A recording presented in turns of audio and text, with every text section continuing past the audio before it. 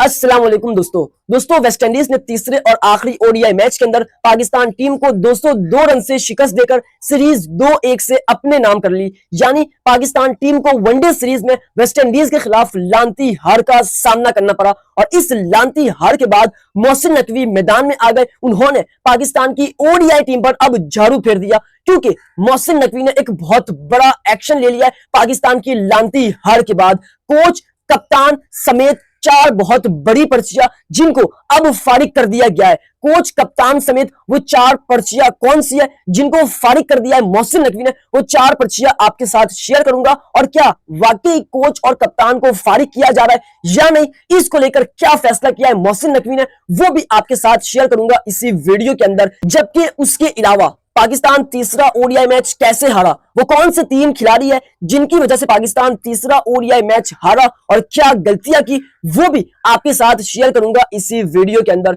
मगर आप तमाम फैंस से रिक्वेस्ट है कि आप तमाम फैंस इस वीडियो को एंड तक देखना ताकि आपको मालूम पड़ सके कि पाकिस्तान की लानती हार के बाद मोहसिन नकवी ने कौन से 4 बड़ी पर्चियां जिनको फारिग कर दिया है और क्या कोच और कप्तान भी फारिग होने जा रहे हैं, इसको लेकर क्या फैसला हुआ है, ये सब मालूम पड़ सके, इसलिए वीडियो को एंड तक देखना। लेकिन उससे पहले आप तमाम फैंस से छोटी सी रिक्वेस्ट है कि आप तमाम फैंस इस वीडियो को लाइक, इस चैनल को सब्सक्राइब और बेल आइकन पर लाजमी क्लिक करें। दोस्तों सबसे पहले मेरा आपके लिए छोटा सा और सिंपल सा सवाल है। वो सवाल ये कि आपके ख्याल में पाकिस्तान के वनडे स्क्वाड में किसको ड्रॉप करना चाहिए और किसको शामिल करना चाहिए, वो नाम कमेंट बॉक्स में आपको लाजमी शेयर करने हैं। बट सबसे पहले बात करते हैं पाकिस्तान और वेस्ट इंडीज के दरमियान तीसरा और आखिरी ओडीआई मैच खेला गया और ये तीसरा ओडीआई मैच बड़ा मैच था, फाइनल मैच था। जो जीता वो सीरीज जीता और सीरीज वेस्ट इंडीज ने अपने नाम कर लिया क्योंकि पाकिस्तान को 92 रन पर ऑल आउट करके 202 रन से जीत हासिल की है। ये वो वेस्ट इंडीज टीम है जो आईसीसी रैंकिंग में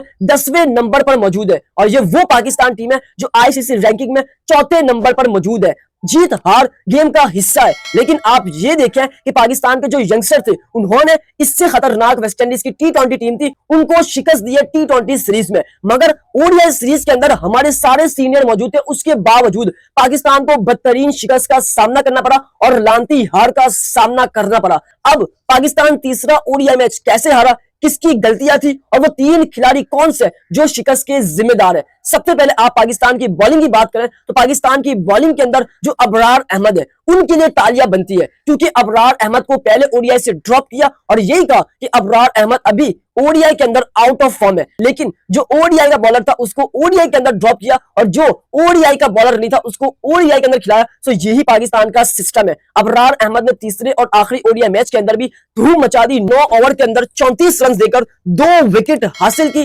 3.78 की इकोनॉमी थी। उसके अलावा बॉलिंग की बात करें तो पाकिस्तान की घटिया बॉलिंग थी, घटिया बॉलिंग, यानी एक बार फिर से रिजवान ने ब्लंडर किया। तीसरे और आखिरी ओडीआई मैच के अंदर भी रिजवान भाई साहब ने वही ब्लंडर किया। तीसरे और आखिरी ओडीआई मैच के अंदर सिर्फ 3 प्रॉपर बॉलर थे, एक नसीम शाह, एक अबरार अहमद और एक हसन अली। बाकी सारे ऑलराउंडर भरे हुए थे, हुसैन तलत, मोहम्मद नवाज, साइम अयूब और सलमान अली आगा। सो इस वजह से पाकिस्तान मैच हारा है, सीरीज हारा है क्योंकि पाकिस्तान ने 5वां बॉलर नहीं खिलाया दूसरे वनडे में और तीसरे वनडे में, जिसकी वजह से पाकिस्तान को बदतरीन शिकस्त का सामना करना पड़ा। नसीम शाह क्यों उनको मौका दिया गया ये समझ नहीं आती। पहले ओडीआई मैच के अंदर उन्होंने पैथेटिक बॉलिंग करवाई और दूसरे ओडीआई से उनको रिमूव किया, लेकिन तीसरे ओडीआई मैच के अंदर उनको फिर से शामिल किया और फिर से उनकी धुलाई हुई और फिर से उनको चपेटे पड़े। यानी नसीम शाह ने 10 ओवर्स करवाए और 72 रन दिए, 2 विकेट्स ली और 7.20 की इकोनॉमी थी। ये नसीम शाह की जो फिटनेस है वो बिल्कुल ठीक नहीं है। उसके अलावा हसन अली, इसने भी 10 ओवर के अंदर 60 रन दिए, 6 की इकोनॉमी, कोई विकेट नहीं। उसके अलावा हुसैन तलत जो पाकिस्तान का ऑलराउंडर है, 4 ओवर के अंदर 26 रन, 6.50 की इकोनॉमी, क्या इसने भी पैथेटिक बॉलिंग करवाई। उसके अलावा साइम अयूब, इन्होंने भी जबरदस्त बॉलिंग करवाई, 8 ओवर के अंदर 36 रन, 1 विकेट, 4.50 की इकोनॉमी। उसके अलावा मोहम्मद नवाज को जो तीसरे ओडीआई मैच के अंदर कुट पाई है, 9 ओवर के अंदर उनको भी 60 रन और 1 विकेट ली और 6.67 की इकोनॉमी थी। मतलब नवाज ने दूसरे मैच के अंदर अच्छी बॉलिंग करवाई, लेकिन तीसरे ओडीआई मैच के अंदर भी उनको मौका मिल गया, लेकिन जो अच्छा बॉलर था सुफियान मुकीम, जिसकी जरूरत थी, उसको पाकिस्तान की प्लेइंग 11 का हिस्सा नहीं बनाया। सो ये पाकिस्तान का हाल है। बॉलिंग स्टाइल पाकिस्तान का बिल्कुल पुअर है। लगातार पाकिस्तान को डेथ ओवर के अंदर रन पड़ रहे हैं और मैं अभी भी कहता हूं कि आपके डेथ ओवर ओवर के अंदर ना नसीम काम आएगा, ना शाहीन काम आएगा और ना ही हसन अली काम आएगा। डेथ ओवर के अंदर सिर्फ आपके पास इस वक्त एक ऑप्शन है और वो ऑप्शन वसीम जूनियर का है, जिसने हमेशा डेथ ओवर के अंदर कमाल की बॉलिंग करवाई है और उसने डेथ ओवर के अंदर इंपॉर्टेंट टाइम पर, क्रूशियल टाइम पर विकेट्स लेकर दी है। तो वो वसीम जूनियर बेस्ट ऑप्शन था, लेकिन आपने उसके साथ भी ज्यादती की और अब पाकिस्तान टीम का ये हाल हुआ है। यानी आप ये देखिए कि जो वेस्टइंडीज टीम है 40 ओवर्स में उनके सिर्फ 139 रन से आखिरी के 10 ओवर में 119 रन बनाए। ये T20 के अंदर भी रन नहीं बनते, लेकिन पाकिस्तान ने ओडीआई के अंदर आखिरी के 10 ओवर यानी डेथ ओवर के अंदर 119 रन खाए और उसमें हसन अली, नसीम शाह टॉप पर है। सो ये पाकिस्तान का बॉलिंग स्टैट्स था। अब बात करते हैं बैटिंग स्टैट्स की, उसके बाद बात करेंगे कि वो 3 खिलाड़ी कौन से जिनकी वजह से पाकिस्तान तीसरा मैच हारा है। बैटिंग की बात करें तो साइम अयूब एक बार फिर फैल गए, 0 बनाया। अब्दुल्ला शफीक फिर फैल गए, उन्होंने भी 0 बनाया। बाबर आजम फिर फैल गए, उन्होंने 9 रन बनाए। रिजवान फिर से फैल गया, उसने 0 रन बनाया। उसके बाद आगा उन्होंने बॉलें डॉट की लेकिन कुछ रन बटोरे, बट उन्होंने भी बेहतर नहीं खेला, उन्होंने 30 रन बनाए। उसके अलावा हुसैन तलब 1 रन और हसन नवाज 13 रन। ये पाकिस्तान का टॉप ऑर्डर है, ये पाकिस्तान के टॉप 5 ऑर्डर है जिसमें 0, 0, 9, 0 और 30 रन शामिल है। ये पाकिस्तान का बैटिंग स्टैट्स है जिसकी बदौलत पाकिस्तान तीसरा और आखिरी ओडीआई मैच हारा है। अब वो कौन से 3 नाम है जिनकी वजह से पाकिस्तान तीसरा और आखिरी ओडीआई मैच हारा है। सबसे पहला नाम रिजवान। कप्तानिंग ठीक नहीं, कीपिंग ठीक नहीं और बैटिंग भी ठीक नहीं। कप्तानी के अंदर ब्लंडर किया, गलती से सीखा नहीं। दूसरे ओडीआई मैच के अंदर प्रॉपर 5वां बॉलर मौजूद नहीं था, वही गलती तीसरे ओडीआई मैच के अंदर की और पाकिस्तान का क्या हाल हुआ ये आपने और मैंने देख लिया। उसके बाद जो दूसरा नाम है वो नाम नसीम शाह है। नसीम शाह ने इतने सारे रन दे दिए, शुरू में इतनी अच्छी बॉलिंग करवाई, लेकिन डेथ ओवर जैसे ही आए नसीम शाह की कुट पड़ी और पाकिस्तान 295 तक जा पहुंचा। उसके बाद जो तीसरा नाम है उसमें आप बाबर आजम को भी कंसीड कर सकते हैं और आप अब्दुल्ला शफीक को भी कंसीड कर सकते हैं, क्योंकि यही कहा जाता था कि पाकिस्तान की टीम में यंगस्टर के बजाय सीनियर्स को लाया जाए। जब सीनियर्स आए तो ओडीआई सीरीज के अंदर बदतरीन शिकस्त का सामना करना पड़ा पाकिस्तान टीम को। अब आपके ख्याल में शिकस्त का जिम्मेदार कौन है,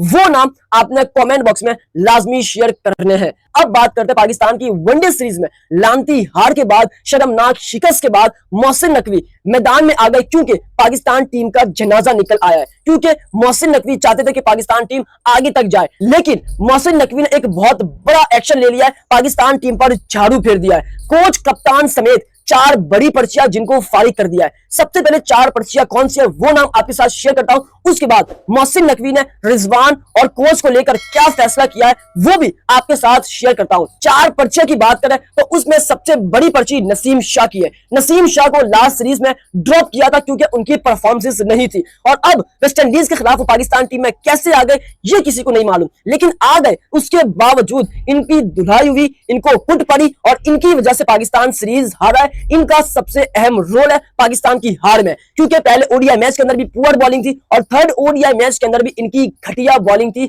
70 रन दे दिए। ये सीनियर बॉलर है, डेथ ओवर के हमारे बॉलर है। सो एक बड़ी पर्ची नसीम शाह जो कि अब इनके ऊपर तलवार लटक चुकी है और ये आपको आने वाली ओडीआई सीरीज में नजर नहीं आएंगे। मोहसिन नकवी ने एक बहुत बड़ा एक्शन ले लिया है। उसके बाद जो दूसरी पर्ची है वो पर्ची फहीम अशरफ की है। फहीम अशरफ की भी कोई परफॉर्मेंस नहीं थी। ओडीआई सीरीज के अंदर उनको मौका मिलता है लेकिन कुछ परफॉर्म करके नहीं दे रहे और ना T20 सीरीज में। सो अब फाइनली जो फहीम अशरफ है उनके ऊपर भी एक बड़ा एक्शन ले लिया है और उनको भी अगली ओडीआई सीरीज में आप नहीं देखेंगे। सो दूसरी पर्ची फहीम अशरफ की है। उसके बाद जो तीसरी पर्ची है वो पर्ची रिजवान की है। रिजवान की सीरीज बहुत इंपॉर्टेंट थी, उनको परफॉर्म भी करना था और कप्तानी के अंदर भी अच्छा परफॉर्म करना था, लेकिन कप्तानी भी फेल और बैटिंग भी फेल। सो इसलिए जो रिजवान है उनके ऊपर भी तलवार लटक चुकी है, क्योंकि उनको लेकर भी एक बड़ा एक्शन हो चुका है और वो भी अब आपको आइंदा आने वाली सीरीज में बेंच पर नजर आएंगे। उसके बाद जो चौथी पर्ची है वो पर्ची अब्दुल्ला शफीक की है। अब्दुल्ला शफीक भी लगातार फेल हो रहे हैं, उनको